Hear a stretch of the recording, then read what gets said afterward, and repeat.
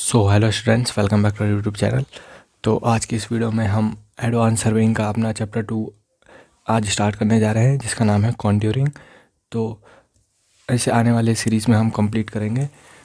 तो अब डिस्कस करते हैं कॉन्ट्यूर क्या होता है, कॉन्ट्यूरिंग क्या है। ठीक है, तो सबसे पहले देखते हैं कॉन्ट्यूर। ठीक है, a line on which elevation of all points of any R L is equal is contour. ठीक है, तो ऐसी लाइन होगी जिसमें सेम एलिवेशन के पॉइंट एक साथ इंक्लूड होंगे, उसे हम क्या बोलेंगे, कॉन्ट्यूर बोलेंगे। ठीक है, फॉर एग्जांपल मैं आपको बताता हूँ, लेक, ठीक है, झील जिसे हम बोलते हैं झील। ठीक है, तो ये एक झील है, तो ये झील का टॉप सरफेस है। ठीक है, तो मान लो ये ज़मीन से 100 मीटर की ऊंचाई पे है, ग्राउंड लेवल से, जो नीचे ग्राउंड होगा। ठीक है, इससे 100 मीटर की ऊंचाई पे है, तो मैं बोलूँगा 100 मीटर का कॉन्ट्यूर क्या होगा। तो जितने भी पॉइंट आएंगे लेक में 100 मीटर के हाइट पे, वही सब सेम एलिवेशन है, तो ये सब क्या होगा, 100 मीटर का कॉन्ट्यूर है। अब मैंने बोला मुझे 80 मीटर का कॉन्ट्यूर चाहिए, तो इसी लेक में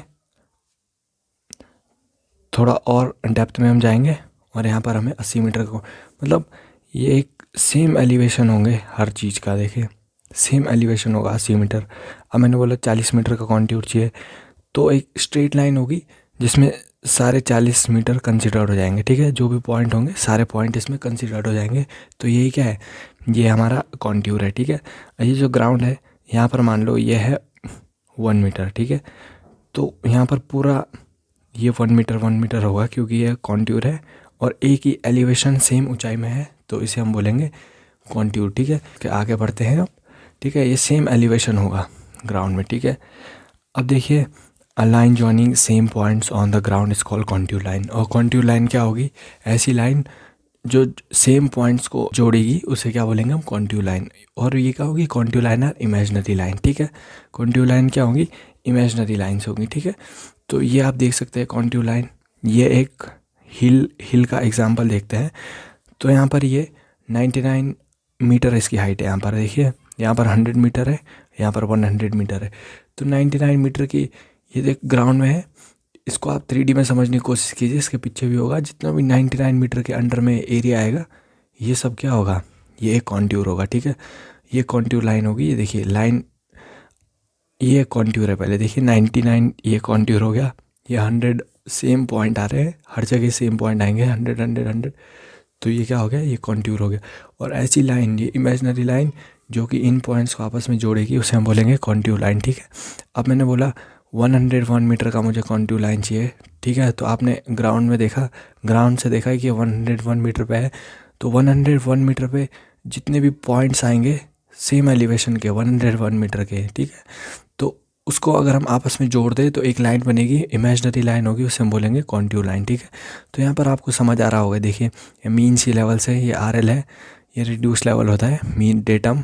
ठीक है, मीन सी लेवल से ये 99 मीटर की ऊंचाई पे है, तो 99 मीटर की ऊंचाई पे जितने भी पॉइंट होंगे इस स्पेसिफिक एरिया में, वो क्या होगा, वो कॉन्ट्यूर होगा। और ऐसी लाइन जो 99 मीटर वालों को ज्वाइन करेगी, वो क्या होगा, ये कॉन्ट्यूर लाइन होगी। ठीक है, उम्मीद करते हैं आपको समझ आ रहा होगा। वीडियो में बने रहिए एंड तब आपको अच्छे से समझ में आ जाएगा। फॉर एग्जांपल जैसे मैंने आपको बताया, लेक, झील हो गई, तो अगर वाटर एकदम स्टिल है तो पूरा 100 मीटर होगा। ठीक है, तो वही उसका क्या हो गया, कॉन्ट्यूर हो गया।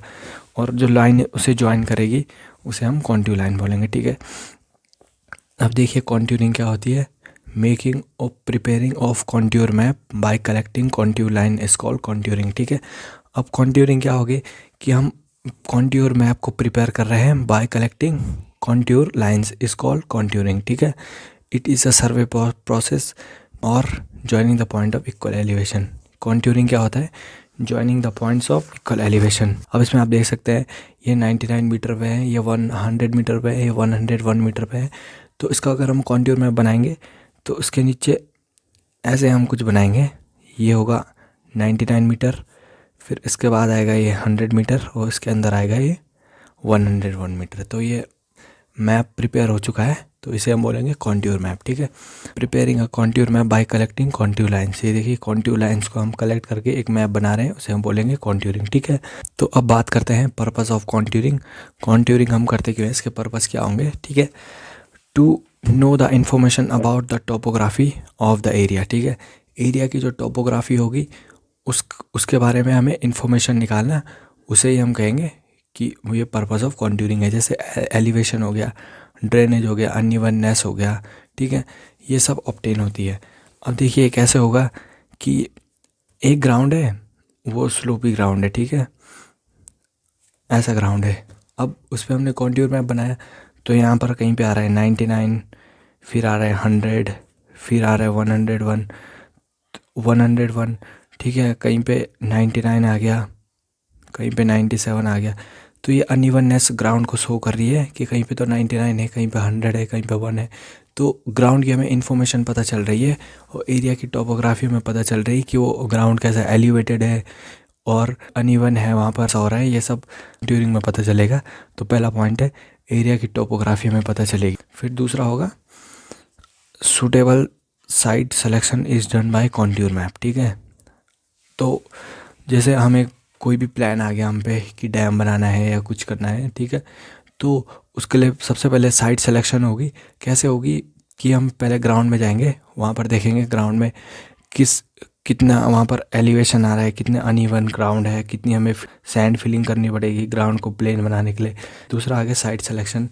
तीसरा आ गया हमारा good alignment can be found for road, rail tracks, canal etcetera. ठीक है, जो अच्छा अलाइनमेंट है वो हम कॉन्टूरिंग के ज़रिए निकाल सकते हैं फॉर रोड, रेल ट्रैक्स और कैनाल। जैसे कि कहीं पे हम रोड बना रहे हैं, तो वहाँ पर जैसे ग्राउंड अनइवन है, जैसे मैंने आपको बताया, जैसे ग्राउंड बहुत अनइवन है, तो अगर हमें रोड बनानी है, तो हमें पता चल जाएगा कि यहाँ पर इतना ऊंचा है और यहाँ पर इतना नीचा है। ठीक है, तो यहाँ पर हमें कितनी सैंड फिलिंग करनी पड़ेगी, कितने टाइट तरीके से, कि यहाँ पर ये एक स्मूथ और स्ट्रेट लेवल पे रोड आ जाए। ठीक है, अलाइनमेंट हमें इससे पता चल जाता है of road, rail tracks. Longitudinal and transverse section are prepared for soil works of canal, rail etcetera. वही मैंने आपको बताया भी, सॉइल फिलिंग।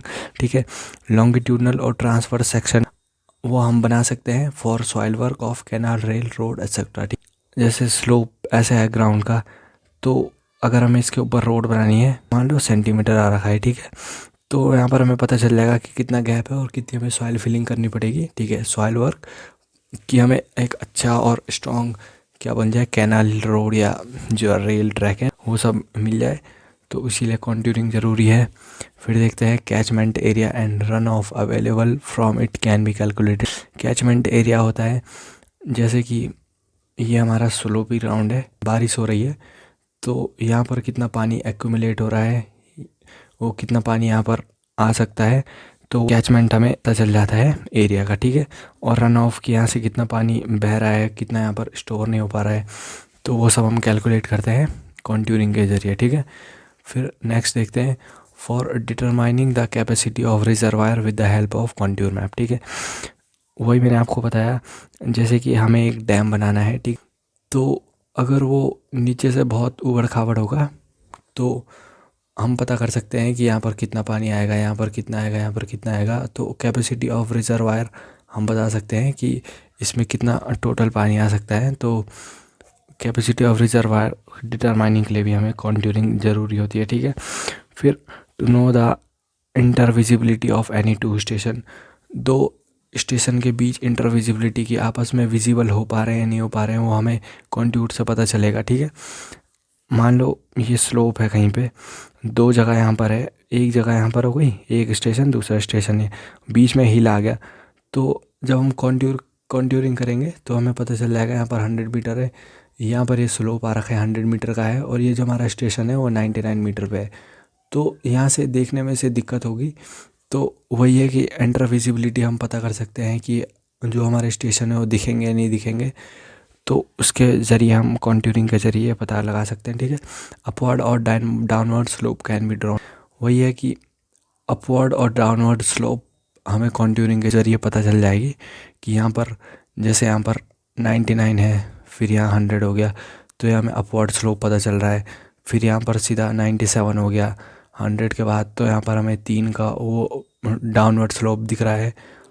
ठीक है, 3 डिफरेंस का डाउनवर्ड स्लोप दिख रहा है। तो स्लोप भी हम पता कर सकते हैं। अब हमारा स्लोप अपवर्ड है डाउनवर्ड है कॉन्ट्यूरिंग के ज़रिए। फिर उसके बाद आता है we can find that area is plain hilly और स्लोपी, कि कॉन्ट्यूरिंग के ज़रिए हम पता लगा सकते हैं कि हमारा एरिया प्लेन है, हिली है या स्लोपी है। ठीक, अब ये देखा हिल का एग्जाम्पल है।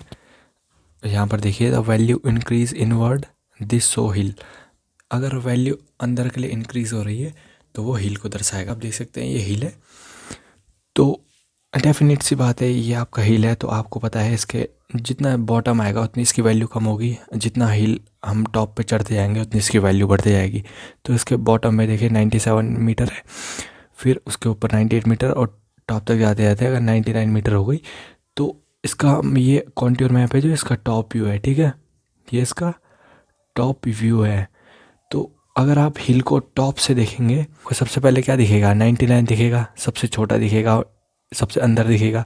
फिर उसके बाद आपको 98 मीटर दिखेगा, ठीक है, 99 से बड़ा दिखेगा। फिर उसके बाद आपको 97 मीटर दिखेगा और सबसे बड़ा दिखेगा। ठीक है, तो ये इसका टॉप व्यू हो गया, ये इसका कॉन्ट्योर मैप हो गया।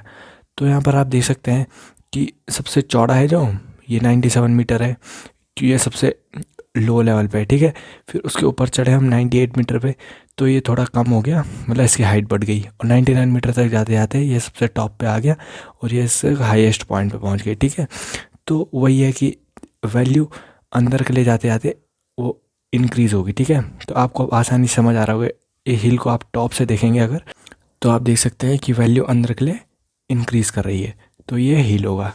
फिर वैली आती है, वैली मतलब खाई का पोर्शन आता है। ठीक है, वैली, तो अगर आप वैली को टॉप से देखेंगे, ये कोई खाई है, आप यहाँ पर खड़े हैं और आप इसको टॉप से देख रहे हैं, तो सबसे पहले आपको 100 मीटर दिखाई देगा। ठीक है, 100 मीटर दिखाई देगा, फिर उसके बाद फिर 99 मीटर दिखाई देगा, फिर 98 मीटर दिखाई देगा। ठीक है, इसका टॉप व्यू है, इसका भी टॉप व्यू। अगर आप टॉप व्यू से देखेंगे ऊपर से, यहाँ से ऐसे में देखेंगे तो आपको दिखाई देगा, पहले आपको 100 मीटर दिखाई देगा, फिर 99 मीटर, फिर 98 मीटर और 98 मीटर आपको सबसे छोटा दिखाई देगा। ठीक है, 98 मीटर आपको सबसे छोटा दिखाई देगा। ये देखिए 98 मीटर सबसे छोटा दिखाई दे रहा है, फिर 99 मीटर उससे बड़ा दिखाई दे रहा है, फिर 100 मीटर सबसे बड़ा दिखाई दे रहा है। ठीक है, तो यहाँ पर वैल्यू जो है वो डिक्रीज़ कर रही है अंदर जाते हुए। देखिए 100, फिर 99, फिर 98। In valley the value decreases as we moves inward, जैसे हम इनवर्ड मूव करेंगे, बाहर से अंदर की ओर जाएंगे, तो वैल्यू क्या है, इन डिक्रीज़ करेगी। आप देखिए ये खाई है, इसको आप अगर टॉप से देखेंगे तो आपको समझ आ रहा होगा मैं बोलना क्या चाह रहा हूँ। तो ये इसका टॉप व्यू है, ये इसका कॉन्ट्योर मैप हो गया। ठीक है, तो हमेशा याद रखिए, ये क्वेश्चन में भी आता है आपको, हिल में क्या होगा कि वैल्यू जो है वो इन अंदर के लिए इंक्रीज होगी, और जो इन वैल्यू है, द वैल्यू क्या है अंदर, as we move inward the value decrease. आज की वीडियो यहीं तक है, कल हम इस चैप्टर को और आगे कंटिन्यू करेंगे। तब तक के लिए वीडियो को लाइक कर दीजिए, चैनल को सब्सक्राइब कर दीजिए, दोस्तों के साथ शेयर कर दीजिए और मुझे कमेंट में फीडबैक अपना प्लीज़ ज़रूर दीजिए, आपको वीडियो कैसी लग रही है। तब तक के लिए thank you so much for watching, bye.